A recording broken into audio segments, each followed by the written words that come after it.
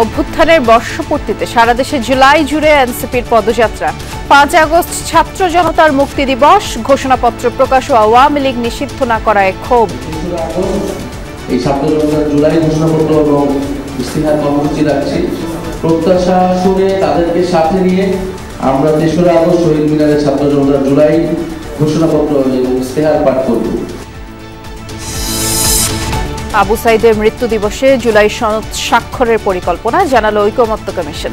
পরিবর্তনের আকাঙ্ক্ষা বাস্তবায়নে দলগুলোকে ছাড় দেওয়ার আহ্বান। কুমিল্লার মুরাদনগরে ধর্ষণ মামলায় 5 জন গ্রেফতার, আজই তোলা হবে আদালতে। নোয়াখালীতে কিশোরীকে 5 মাস আটকে রেখে নিপীড়নের অভিযোগ, আটক 1। আওয়ামী লীগের অপকর্ম বিএনপির নামে চালিয়ে দেওয়ার ষড়যন্ত্র চলছে, মন্তব্য রিজভীর। ছাত্রদল নেতা নুরুজ্জামানকে গুম ও হত্যার ঘটনায় ট্রাইব্যুনালে 62 জনের বিরুদ্ধে অভিযোগ। আয়কর, ভ্যাট ও শুল্ক অফিসে আজও কমপ্লিট শাটডাউন কর্মসূচি, বন্ধ আমদানি রফতানি কার্যক্রম। বিকেলে অর্থ উপদেষ্টার সাথে আন্দোলনকারীদের বৈঠক। ইসরায়েলের হামলা থেকে বেঁচে ফেরার রোমহর্ষক বর্ণনা দিলেন খামেনির উপদেষ্টা আলী শামখানি। জানালেন 3 ঘন্টা চাপা পড়েছিলেন ধ্বংসস্তূপের নিচে।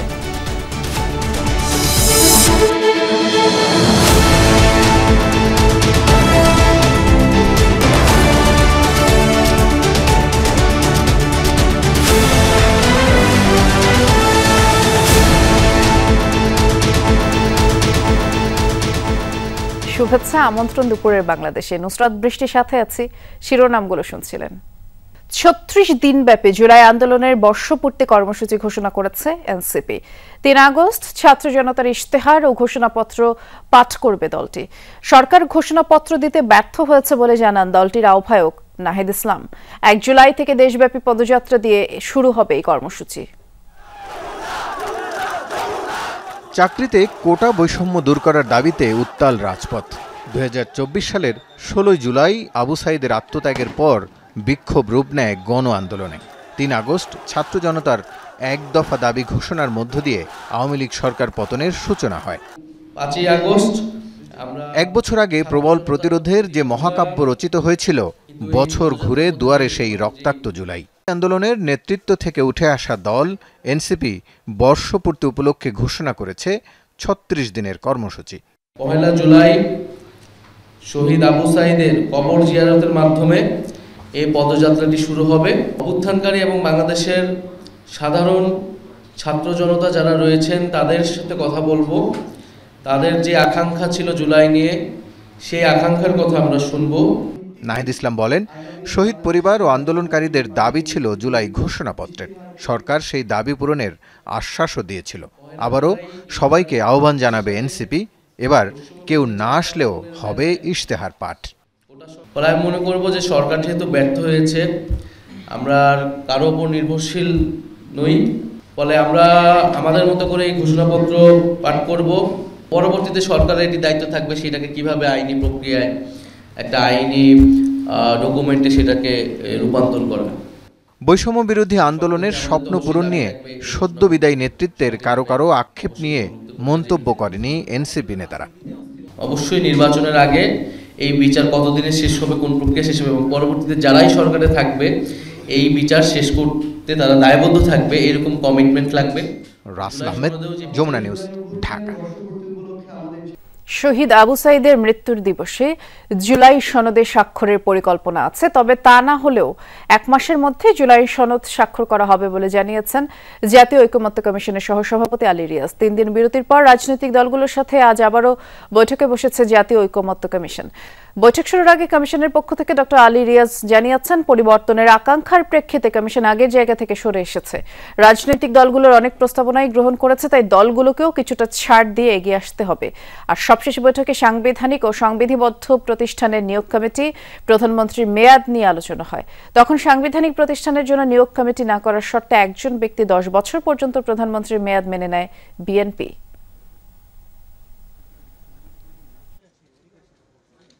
আমরা আশা করেছিলাম আবু সাইদের শাহাদাত বার্ষিকীতেই আমরা সকলে মিলে এই সনদে স্বাক্ষর করতে পারব। সেটা কতটা সম্ভব হবে সেটা আপনাদের উপর নির্ভর করে। আমরা খানিকটা শঙ্কিত যে সেই জায়গায় আমরা যাব না। তবে এটা আমি বলতে পারি যে আমাদেরকে অবশ্যই জুলাই মাসের মধ্যেই এই প্রক্রিয়ার একটা পরিণতির দিকে যেতে হবে। এই বৈঠকটি চলছে, খুব সম্ভবত এই বৈঠকের মাঝখানে তো বিরতিও থাকে। এই মুহূর্তে সেখানে কথা বলছেন সাইফুল হক, আমরা একটু যেতে চাই তার বক্তব্যে। প্রেসিডিয়াম সদস্য সিরাজ মিয়া, উনি এখন মঞ্চের পক্ষ থেকে। বন্ধুরা, সাথীরা, সাংবাদিক বন্ধুরা, আমাদের নেতৃবৃন্দ আপনাদেরকে বিপ করেছে। আমি অন্য কিছু একই কথা বারবার উচ্চারণ করতে চাই না। আমি আপনাদেরকে উচ্চকক্ষের বিষয়ে একটা কথা বলতে চাই। আমরা জাতীয় সমাজতান্ত্রিক দল দীর্ঘ আমরা সাইফুল হক কিছুক্ষণ আগে কথা বলা শেষ করেছেন এবং আনুষ্ঠানিক একটি ব্রিফিং এর মধ্যে হওয়ার কথা রয়েছে। দর্শক, আনুষ্ঠানিক ব্রিফিং হলে আমরা নিশ্চয়ই সেখানে আবার যাব এবং সবশেষ আপডেট আপনাদেরকে জানাবো। পরবর্তী সংবাদে যাচ্ছি। কুমিল্লার মুরাদনগরে এক নারীকে ধর্ষণ মামলার প্রধান আসামি ফজর আলীকে গ্রেফতার করেছে পুলিশ। ভোর রাতে রাজধানীর যাত্রাবাড়িতে অভিযান চালিয়ে তাকে গ্রেফতার করা হয়, পরে কুমিল্লায় নিয়ে যাওয়া হয়। এর আগে ভিডিও ছড়ানোর অভিযোগে আরো 4 জনকে গ্রেফতার করেছে পুলিশ। তারা হলেন সুমন, রমজান, আরিফ, অনিক। গেল 26 জুন রাতে বাহেরচর পাঁচক্ষেত্তা এলাকায় বসতঘরের দরজা ভেঙে প্রবাসীর স্ত্রীকে ধর্ষণের অভিযোগ ওঠে। এলাকাবাসীর হাতে আটক এবং মারধরের শিকার হন অভিযুক্ত ফজর আলী। পরে তিনি পালিয়ে যান। ঘটনাস্থলে উপস্থিত কিছু মানুষ ভিকটিমের ভিডিও ধারণ করে সামাজিক যোগাযোগ মাধ্যমে ছড়িয়ে দেয়। শুক্রবার ভুক্তভোগী এ বিষয়ে থানায় মামলা করেন।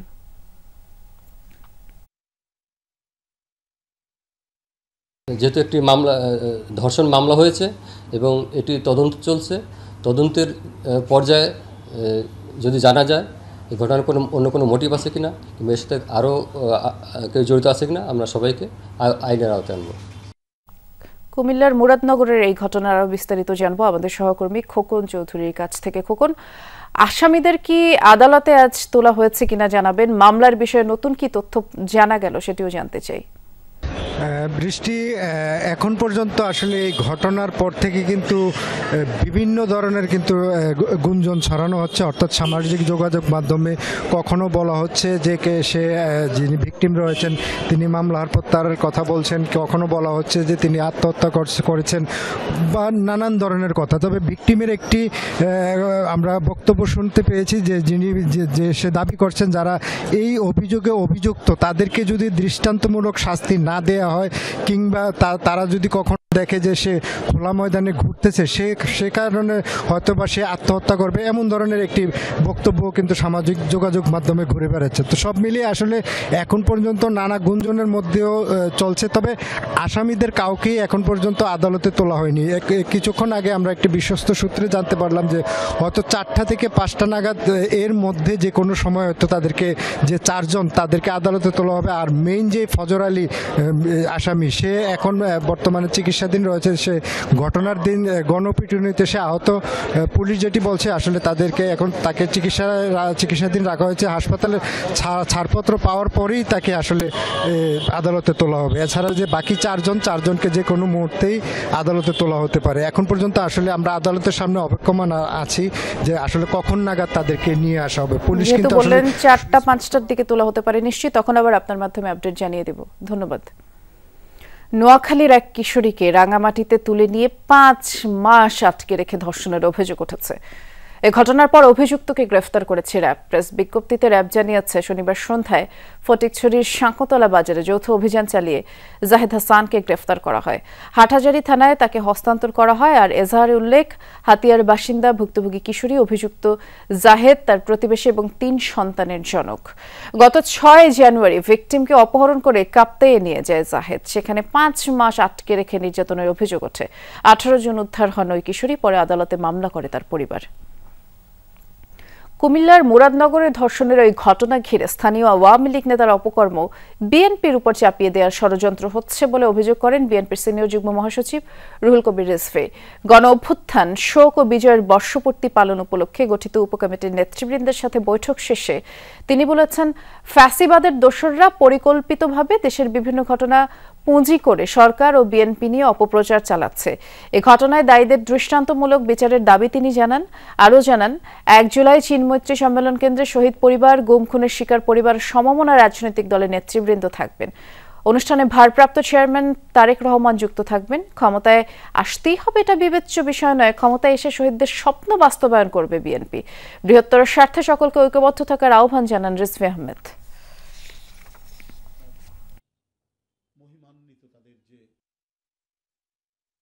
ওরা রাষ্ট্র ক্ষমতার জোরে মিডিয়াকে কবজায় নিয়ে যেভাবে অপপ্রচার চালিয়েছে, সেই অপপ্রচার এখন তারা গোপনেও তাদের টাকা দিয়ে, তাদের অস্ত্র দিয়ে তারা চালিয়ে যাচ্ছে, যার প্রমাণ হচ্ছে মুরাদনগরে যেটা দেখলাম, যে সেটা করেছে আওয়ামী লীগের একজন নেতা একটি হিন্দু পরিবারে গিয়ে যে অপকর্মটি করেছে, আমার মুখ দিয়ে বলতেও সেটা ঘৃণা লাগছে, সেটা আমাদের দলের নামে চাপিয়ে দেওয়ার চেষ্টা করছে।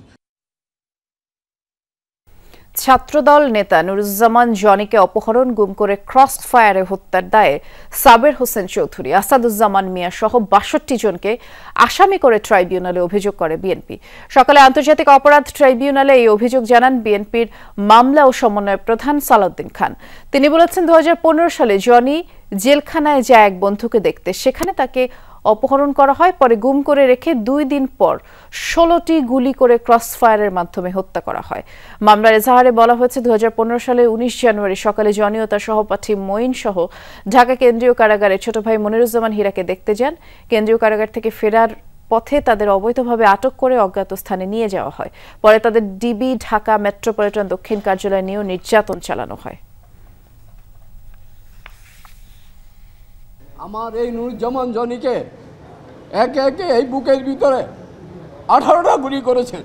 কেন করেছে, কে করেছে, আমি সবাইকে দেখতে চাই এবং উপযুক্ত শাস্তি আশা করি আমি বর্তমান সরকারের কাছে।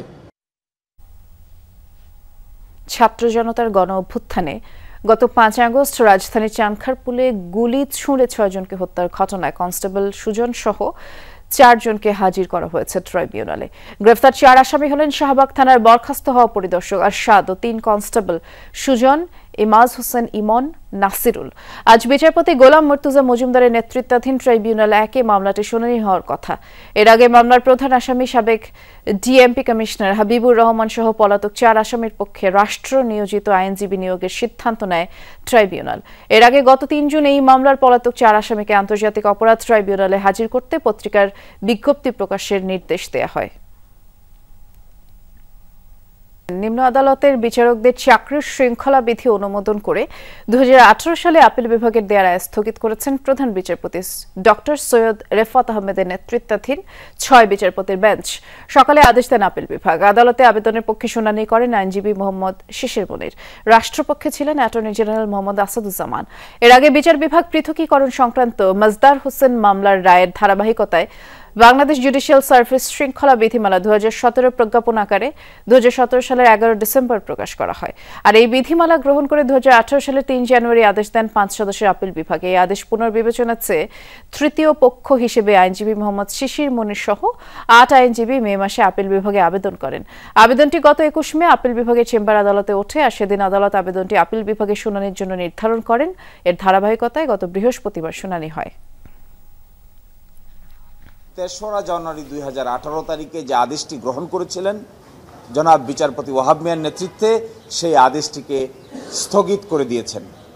একই সাথে নিম্ন আদালতের যে শৃঙ্খলা বিধি আছে তা এই ইন দ্য মিন টাইম যে সময় আছে সেটি কার্যকর থাকবে।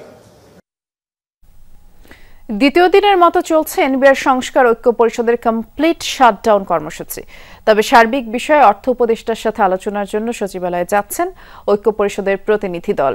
বিকেলে এই বৈঠকটি অনুষ্ঠিত হবে। সকাল ৯টা থেকে বিভিন্ন করাঞ্চল থেকে আসা কর্মকর্তা কর্মচারীরা অবস্থান নিয়েছেন রাজস্ব ভবনের প্রধান ফটকের সামনে। আর সতর্ক অবস্থানে আইন শৃঙ্খলা বাহিনী। আন্দোলনকারীরা জানিয়েছেন, দাবি আদায় না হওয়া পর্যন্ত মাঠে তারা থাকবেন। ঐক্য পরিষদের মহাসচিব জানিয়েছেন, এনবিআর সদস্যদের মাধ্যমে আলোচনায় বসার আহ্বান জানানো হয়েছে।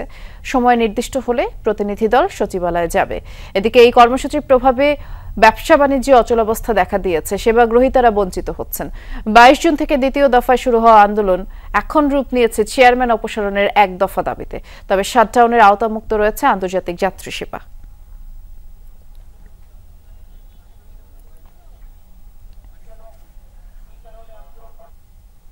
ট্যাক্স এবং কাস্টমস থেকে 10 জন 20 জনের একটি ডেলিগেশন মাননীয় অর্থ উপদেষ্টার সাথে আজকে আমরা আশা করছি বিকাল 4টায় সচিবালয়ে মাননীয় অর্থ উপদেষ্টার দপ্তরে আমরা বসবো এবং সেখানে যে আলোচনা হবে আমাদের দাবি দেওয়া উপস্থাপন করব এবং মাননীয় অর্থ উপদেষ্টা মহোদয়ের সাথে তার সাথে আলোচনা শেষে আমরা আবার এনবিআর প্রাঙ্গণে ফিরে আসব। আমরা একটু রাজস্ব ভবনে যাব। এই বিষয়ে আমাদের সহকর্মী রিমন রহমান খোঁজ খবর রাখছেন, তিনি আমাদেরকে জানাবেন। এই শাটডাউন কর্মসূচির জন্য তো ব্যবসা বাণিজ্যে বেশ প্রভাব পড়ল রিমন। আলোচনার জন্য কর্মকর্তা বা কর্মচারীদের সচিবালয়ে যাওয়ার কথাও দর্শকদের জানাচ্ছিলাম, সে বিষয়ে কি খবর আছে আপনার কাছে? সচিবালয় কিন্তু এর মধ্যে একটি প্রতিবেদন দিয়েছে এবং তারা কিন্তু বিকাল 4টায় অর্থ উপদেষ্টার অধীনে আমাদের সঙ্গে যে বৈঠকটি করার কথা সেই বৈঠকটি হবে বলে আমরা জানতে পেরেছি। এবং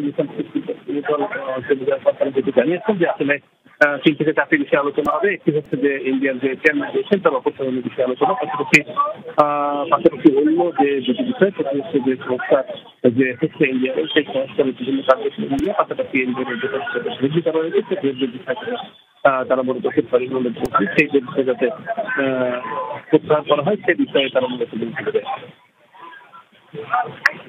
রিমন, ধন্যবাদ জানাচ্ছি আপনাকে। শুল্ক কর্মকর্তাদের টানা কর্মসূচিতে চট্টগ্রাম কাস্টমস হাউস এবং বন্দর স্থবির। আমদানি রফতানি শুল্কায়ন কার্যক্রম বন্ধ রয়েছে, এতে করে বন্দর থেকে পণ্য খালাসেও প্রভাব পড়ছে। আন্দোলনের কারণে বন্দরের বিভিন্ন জেটিতে কন্টেইনার জট দেখা দিয়েছে, বাড়ছে বন্দরের জলসীমায় অপেক্ষমান জাহাজের সংখ্যাও। জাতীয় রাজস্ব বোর্ড বিলুপ্তির প্রতিবাদ ও চেয়ারম্যানের অপসারণের দাবিতে দ্বিতীয় দিনের মতো 60 কর্মসূচি অব্যাহত রেখেছেন শুল্ক কর্মকর্তারা। চট্টগ্রাম কাস্টম হাউসের কোনো কার্যক্রমে অংশ নিচ্ছেন না কর্মকর্তা কর্মচারীরা, প্রতিটি দপ্তরই তালা ঝুলছে। আমদানি ও রফতানিকারকদের প্রতিনিধিরা এসেও ফেরত যাচ্ছেন। শুল্কায়ন করতে না পেরে দুর্ভোগে পড়েছেন, বলছেন আন্দোলনের কারণে বাড়তি মাশুল গুনতে হবে তাদের, যা ভোক্তার উপর প্রভাব ফেলবে। সংকট সমাধান করার দাবি জানিয়েছেন তারা।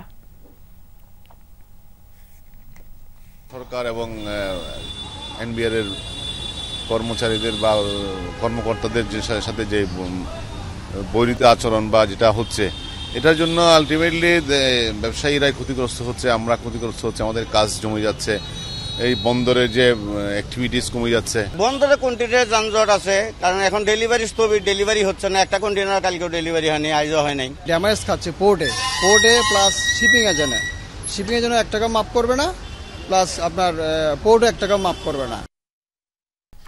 মামার মরদেহ দেখতে হাসপাতালে যে নিজেরাই প্রাণ হারালেন।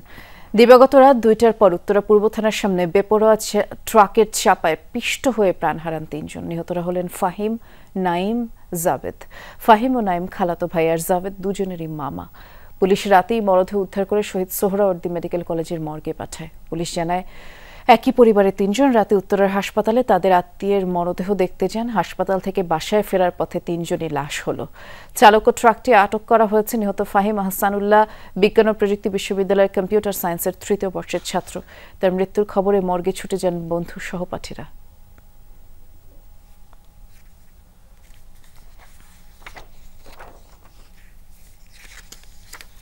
একসাথে 3 জন মানুষ মারা গেছে, তো এটা একটা স্পট, মানে একটা মার্ডার বলা যায়। এই গাড়িটা ইউটার ছোট করে না নিয়ে বড় করে ইউটার নিয়ে ওদের 3 জনের গায়ের উপরে পড়ে গেছে। যারা আমার ভাইয়ের সাথে এরকম করছে ওদের বিচার চাই আমি। এরকম বিভৎস হত্যাকাণ্ড, এটা তো অ্যাক্সিডেন্ট বলবো না, হত্যাকাণ্ড বলবো। আমার ছেলে নারী বুড়ি সব বাইর করে দিছে, কেমন অবস্থা আছে, মারছে ওরা। এরকম কোনোদিন আমি কোনো লাশ দেখি নাই। সরকারের কাছে আমাদের একটাই চাওয়া যে সরকার যেন আমাদের একটা যোগ্য বিচার করুক। 18তম শিক্ষক নিবন্ধন মৌখিক পরীক্ষায় অনিয়ম ও বৈষম্যের প্রতিবাদ এবং চূড়ান্ত ফলাফল পুনঃনিরীক্ষণ এবং সনদ প্রদানের দাবিতে রাজধানীর রমনা এলাকায় এনটিআরসিএ ভবন ঘেরাও করেছে সনদ প্রত্যাশীরা।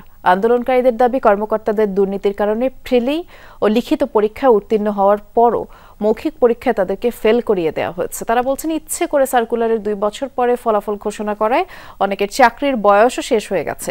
আন্দোলনকারীদের অভিযোগ, কোনো পরীক্ষার্থী 40 নম্বর পেয়ে পাশ করলেও অনেককে আবার ফেল করানো হয়েছে। এই পরীক্ষায় এত বেশি দুর্নীতি হয়েছে যেখানে কোনো বোর্ডে 30 জনের মধ্যে 29 জনকে ইচ্ছে করে ফেল করানো হয়।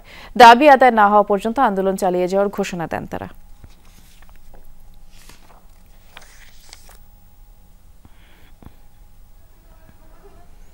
নর্থ সাউথ ইউনিভার্সিটি ও ইউনুস সেন্টারের আয়োজনে অনুষ্ঠিত হলো সোশ্যাল বিজনেস একাডেমি সংলাপ 2025।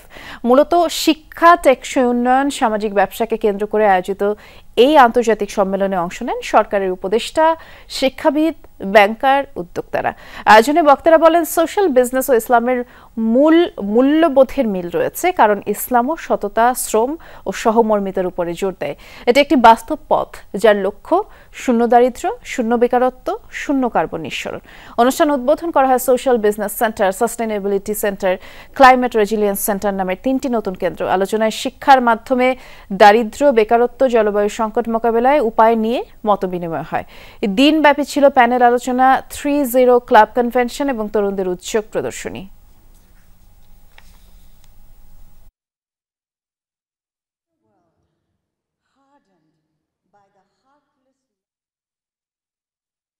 Social business belongs to the care economy, an economy not driven by greed, but by compassion, not by what we can extract from the vulnerable, but by how we can stand beside them and help them rise. I humbly urge our universities, ask you researchers, to research every case study that prioritize extraction over justice, replace it with a social business that solves a Bangladeshi specific problem. জামালপুরে আইনশৃঙ্খলা বাহিনীর পরিচয় ডেকে নিয়ে UP সদস্যকে কুপিয়ে হত্যা করেছে দুর্বৃত্তরা। শনিবার মধ্যরাতে ইসলামপুর উপজেলার জিগাতলা চর এলাকায় এই হত্যাকাণ্ড হয়। নিহত আব্দুর রহিম কুলকান্দি ইউনিয়নের 1 নম্বর ওয়ার্ডের সদস্য এবং একই ইউনিয়ন আওয়ামী লীগের যুব ক্রীড়া বিষয়ক সম্পাদক ছিলেন।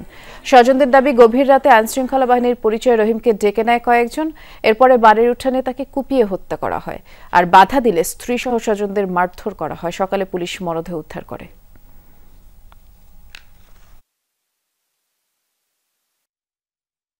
10-12 জন লোক একটা পাল্লারে করে আসে, প্রথমে তার বাড়িতে নক করে। সে দরজা খুলে নেই, বলছে যে আপনার সরকারি লোক। সে ওই দরজা খুলছে, দরজা খোলার পরে যখনই তারে মারতে গেছে, লাঠি সোটা দিয়ে বাড়ি দিয়েছে, তখন সে দূরে পালানোর চেষ্টা করছে। উঠানে চলে আসলে ওখানে কোপায় জখম করছে। পটুয়াখালীর রাঙাবালিতে এক কিশোরীকে টেনে হিচড়ে নিয়ে যাওয়ার ভিডিও ভাইরালের পর চাঞ্চল্য তৈরি হয়েছে। ফেসবুকে ভিডিও পোস্টকারী যুবক ও মেয়েটির পরিবার আলাদা রাজনৈতিক দলের অনুসারী হওয়ায় এই ঘটনাটি ঘিরে অনেকেই নানা প্রশ্ন তুলেছেন। যদিও পুলিশের ভাষ্য, এটি পারিবারিক সমস্যা। রাতের আধারে এক নারীকে টেনে হিচড়ে নিয়ে যাচ্ছে কয়েকজন। ভিকটিমের বাঁচার আকুতি, চিৎকার। সামাজিক যোগাযোগ মাধ্যমে ভাইরাল এমন দৃশ্য। এ নিয়ে তৈরি হয়েছে চাঞ্চল্য। প্রশ্ন উঠেছে, ঘটনাটি ঠিক কি? ঘটনাটি শনিবার পটুয়াখালীর রাঙাবালির। তারপরে নিজের ফেসবুকে ভিডিওটি পোস্ট করেন কামাল গাজী নামে একজন। নিজেকে ওই মেয়ের স্বামী দাবি করেন তিনি। আকুতি জানান স্ত্রীকে বাঁচানোর। ওর পরিবার এটা যাই না ফেলায় যে ওর সাথে আমার রিলেশন। নিয়ে আসার পরে ওই কাজী অফিসে যাই, যাওয়ার আমরা কাবিনে সিগনেচার করে আমরা কাবিন করি। 2 লক্ষ টাকা কাবিন করি আমরা। পরে আম্মু বললো যে ওর তো শরীর ভালো না, ওরে কিছুদিন আমার এখানে রাখ, সুস্থ হলে তারপরে তুই শহরে নিয়ে যাবে। এই জন্য ওরে বাড়িতে রেখে আসছিলাম। তারপরে তো গতকালকে রাত্রে এই ঘটনা ঘটে। মেয়ের স্বজনদের দাবি, পরিবারকে না জানিয়ে ঘর ছেড়েছিল। হয়নি বিয়ে দেওয়ার উপযুক্ত বয়স, তাই ফিরিয়ে আনা হয়েছে তাকে। এলাকার কোনো মানুষই দাদা মানিয়ে নিতে চায় না ব্যাপারটা। তো ওই বাড়ির ইউপি সদস্য আছে 9 নম্বর ওয়ার্ডের ইলিয়াস গাজী, সে সহ এটাই করে যে তবু মাইয়া তোরা নিয়ে যা। এই পরিবেশে আয়, আমরা সবাই টেকিয়া তুললেতে উঠছেন। কামাল গাজী রাঙাবালী উপজেলার নিষিদ্ধ ছাত্রলীগের সহসভাপতি। আর মেয়ের পরিবারের সবাই বিএনপির রাজনীতির সাথে জড়িত। তাই ঘটনার পর উঠেছে নানা গুঞ্জন। যদিও পুলিশ বলছে এটি রাজনৈতিক কিছু নয়, পারিবারিক সমস্যা। কামাল গাজী বুয়ার মিথ্যা এবং সম্পূর্ণ রিউমার ছড়াইছে, কিন্তু এলাকার কেউ বলতে পারে না যে তারা বিয়ে শাদী করছে কি করে নাই। মেয়েটা 7-8 দিন আগে ওই ছেলের বাড়িতে চলে আসছে। মেয়ে যাবে না, কিন্তু তারা টানা হেঁচড়া করে জোর করে নিয়ে গেছে। এ বিষয়ে অভিযোগ পেলে খতিয়ে দেখার আশ্বাস দিয়েছে পুলিশ। হুমায়ুন রশিদ, যমুনা নিউজ। পূর্ণাঙ্গ আবাসিকতার রোডম্যাপ, ক্যাম্পাসের নিরাপত্তা সহ ৯ দফা দাবিতে বিক্ষোভ করছেন রাজশাহী বিশ্ববিদ্যালয়ের শিক্ষার্থীরা। সকাল 10টায় বিশ্ববিদ্যালয়ের প্যারিস রোডে জড়ো হন বিভিন্ন বিভাগের শিক্ষার্থীরা এবং সেখান থেকে মিছিল নিয়ে ক্যাম্পাসের বিভিন্ন সড়ক প্রদক্ষিণ করে প্রশাসনিক ভবনের সামনে বিক্ষোভ করা হয়। আন্দোলনকারীরা জানিয়েছেন, বিশ্ববিদ্যালয়ের মেডিকেল সেন্টারে যথাযথ চিকিৎসার ব্যবস্থা নেই, হলের মানসম্মত খাবার না পাওয়া সহ বিভিন্ন সমস্যায় ভুগছেন তারা। দীর্ঘদিন ধরে এসব দাবি প্রশাসনকে জানিয়েও কোনো ফল পাওয়া যায়নি। ৯ দফা বাস্তবায়ন না হলে কঠোর আন্দোলনের হুঁশিয়ারি দেন আন্দোলনকারীরা। মেইনলি জুলাইয়ের পরপরই যে একাঙ্ক্ষগুলো আমাদের প্রশাসনের কাছে ছিল, আমরা শতভাগ আশাহত হয়েছি। তার একটা দাবি এখনো পর্যন্ত তারা পূরণ করতে পারে না। বিশ্ববিদ্যালয়ের শিক্ষার্থীরা তাদের সমস্যার কথা বলছে, কি কি গুরুত্বপূর্ণ সমস্যা, এগুলো সমস্যা চিহ্নিত করে মোস্ট ইম্পর্টেন্ট ৯টি দাবি নিয়ে আমরা আমাদের আজকে মার্চ ফর আওয়ার রাইটস কর্মসূচি ঘোষণা করছি। মাদারীপুরে আশ্রয়নের ঘরে মানবেতর জীবনযাপন করছেন বাসিন্দারা। সংস্কারের সাধ্য নেই ওই দরিদ্র পরিবারগুলোর, সরকারি সহায়তাও মিলছে না। ঝড় বৃষ্টি থেকে বাঁচতে টিনের জায়গায় পলিথিনের ছাউনি দেওয়া হয়েছে। মাদারীপুরের কালকিনিতে কোলচুরি সস্তাল এলাকায় খালের পাশের সরকারি আশ্রয়ন।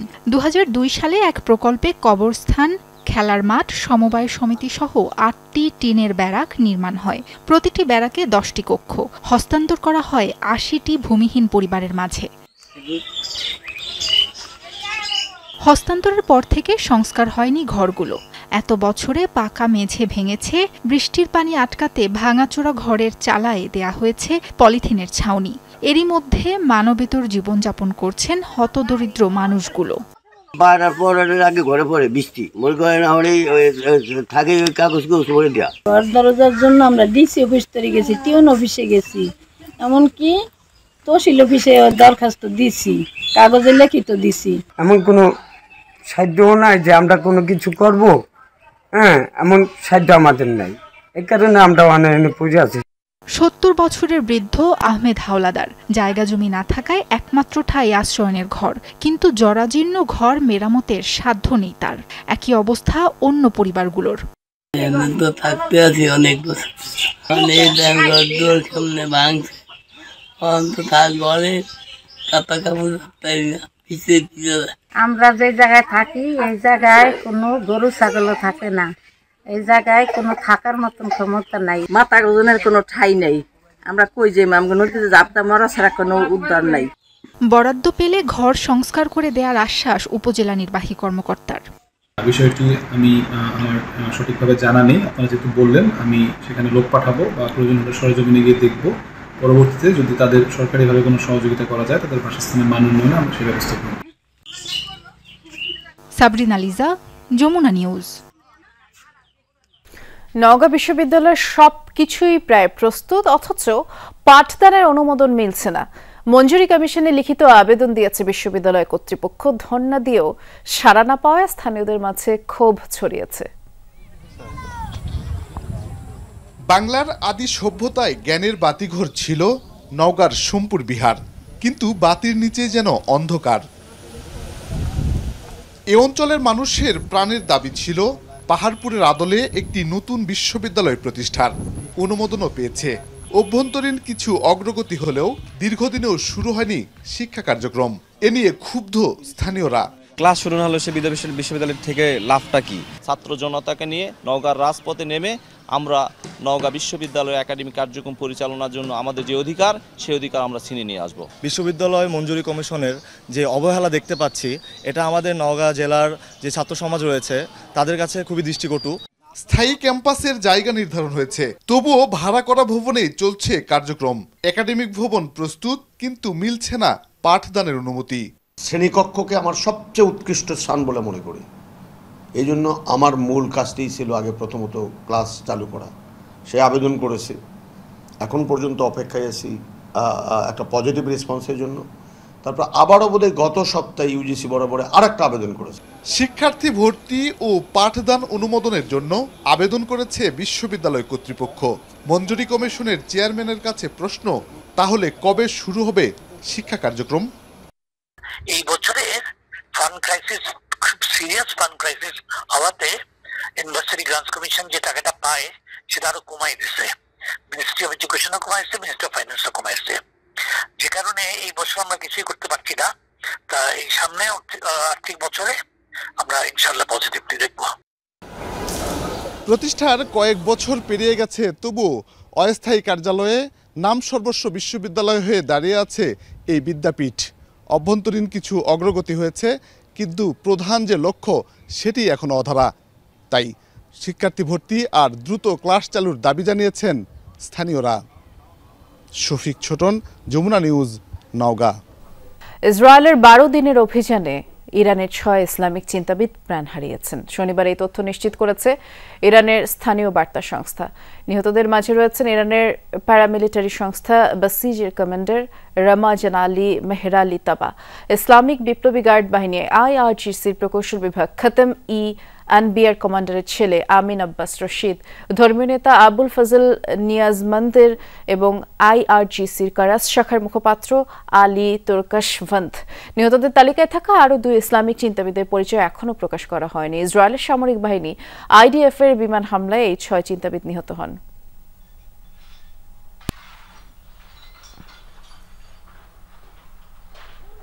দেশের বাইরে আরো কিছু খবর আছে, তবে তার আগে দেশের একটি খবর। আপনারা যেমনটি জানেন, ফরেন সার্ভিস একাডেমিতে ঐকমত্য কমিশনের সাথে রাজনৈতিক দলগুলোর বৈঠক চলছে। এই মুহূর্তে সেখানে আসিফ নজরুল কথা বলছেন, সরাসরি যাচ্ছে। সেটা আমরা কয়েকজন উপদেষ্টারা মিলে আরেকটু পরীক্ষা করব, করার পর ফাইনাল যে টেক্সটটা সেটা আমরা OHCHR ভলকা তুর্কের কাছে সরাসরি পাঠাবো। ওনারা এগ্রি করার পর আশা করি আমরা দ্রুততম সময়ের মধ্যে MOUটা সাইন করতে পারবো, এবং এটার ভিত্তিতে বাংলাদেশে জাতিসংঘের মানবাধিকার বিষয়ক একটা অফিস হবে। এটা অফিসটা হবে প্রাথমিকভাবে 3 বছরের জন্য। এই 3 বছরের মধ্যে দ্বিতীয় বছরে যদি 2 পক্ষ মনে করে রিনিউ হওয়া দরকার, তাহলে সেটা বিবেচনা করে দেখতে পারবে। আমরা আশা করি আগামীতে এবং আমাদের সরকার আমলেও যদি কোনো গুরুতর মানবাধিকার লঙ্ঘনের ঘটনা ঘটে, যে কোনো ক্ষেত্রেই ঘটে, তাহলে আমাদের যে মানবাধিকার বিষয়ক যে রাষ্ট্রীয় এজেন্সি অফিসগুলো আছে, এটার পাশাপাশি OHCHR এর যে লোকাল অফিসটা হবে, সেটা একটা গুরুত্বপূর্ণ ভূমিকা পালন করতে পারবে। এটাই হচ্ছে আমাদের আজকে আলোচনা বিষয় ছিল। আরেকটা লিগাল ডেভেলপমেন্ট আপনাদের জানিয়ে রাখি, আমাদের যে মুরাদনগরে যে জঘন্য আপনার ধর্ষণের ঘটনা ঘটেছে, সেটা আমরা বাংলাদেশের যে কোনো সাধারণ নাগরিকের মতো আমরা সবাই মর্মাহত, ক্ষুব্ধ, এবং আমরা আমাদের স্বরাষ্ট্র মন্ত্রণালয়ের সাথে সাথে ব্যবস্থা নিয়েছে।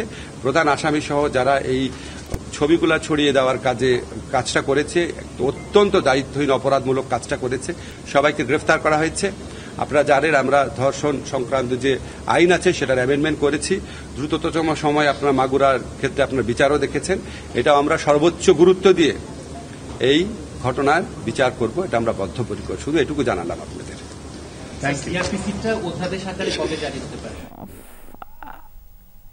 ধ্বংসস্তূপের নিচে 3 ঘন্টা চাপা পড়েছিলেন, নড়াচড়া করতে না পারায় শুয়ে নামাজ আদায় করেন। এভাবে ইসরায়েলি হামলা থেকে বেঁচে ফেরার রোমহর্ষক বর্ণনা দেন ইরানের সর্বোচ্চ ধর্মীয় নেতার শীর্ষ উপদেষ্টা আলী শামখানি। 2 সপ্তাহ আগে তেল আবিব দাবি করেছিল হামলায় শীর্ষ এই সামরিক কমান্ডারকে হত্যা করা হয়েছে, যা পরে ভুল প্রমাণিত হয়। শনিবার সব গুঞ্জন উড়িয়ে জনসম্মুখে আসেন সাবেক এই প্রতিরক্ষা মন্ত্রী। আলী শামখানির এই ছবি শনিবারের। গেল 13 জুন তাকে হত্যার দাবি করেছিল ইসরায়েল। এরপর ছড়ায় গুরুতর আহত হওয়ার খবর। সব গুঞ্জন উড়িয়ে ইরানের সামরিক কমান্ডার ও বিজ্ঞানীদের গণজানাজায় অংশ নিতে জনসম্মুখে আসেন আয়াতুল্লাহ আলী খামেনির শীর্ষ উপদেষ্টা। এরপরই রাষ্ট্রীয় টেলিভিশন IRIB-কে দেন সাক্ষাৎকার, তুলে ধরেন হামলা থেকে বেঁচে ফেরার রোমহর্ষক কাহিনী। শামখানি ইরানের শীর্ষ কর্মকর্তাদের একজন, সামরিক কমান্ডার, বিজ্ঞানী ও রাজনৈতিক ব্যক্তিত্বদের পাশাপাশি তাকেও লক্ষ্য বানিয়েছিল ইসরায়েল। পুরোপুরি গুড়িয়ে দেয়া হয় তার বাড়ি। শামখানির দাবি, নেহাত ভাগ্যের জোরেই বেঁচে ফিরেছেন। জানান হামলার পর 3 ঘন্টা চাপা পড়েছিলেন ধ্বংসস্তূপের নিচে। সেখানেই শুয়ে শুয়ে আদায় করেন ফজরের নামাজ। প্রথমে ভূমিকম্প মনে হলেও পরে বুঝতে পারেন তিনি হামলার শিকার। নামাজের সময় ঘুম থেকে জেগে উঠি, কিছুক্ষণ পরই পুরো রুম ধসে পড়ে। 3 ঘন্টা ধ্বংসস্তূপের নিচে ছিলাম, সেখানে শুয়ে শুয়েই নামাজ আদায় করি। প্রথমে ভেবেছিলাম এটি ভূমিকম্প, পরে গাড়ির শব্দ শুনে টের পাই হামলা। একসময় ইরানের নৌবাহিনীর কমান্ডার হিসেবে দায়িত্ব পালন করেছেন শামখানি, সামলেছেন প্রতিরক্ষা মন্ত্রণালয়ও। পরে সুপ্রিম ন্যাশনাল সিকিউরিটি কাউন্সিলের সেক্রেটারি নিযুক্ত হন। বর্তমানে খামেনির শীর্ষ উপদেষ্টা তিনি। মোস্তফা মাহমুদ, যমুনা নিউজ।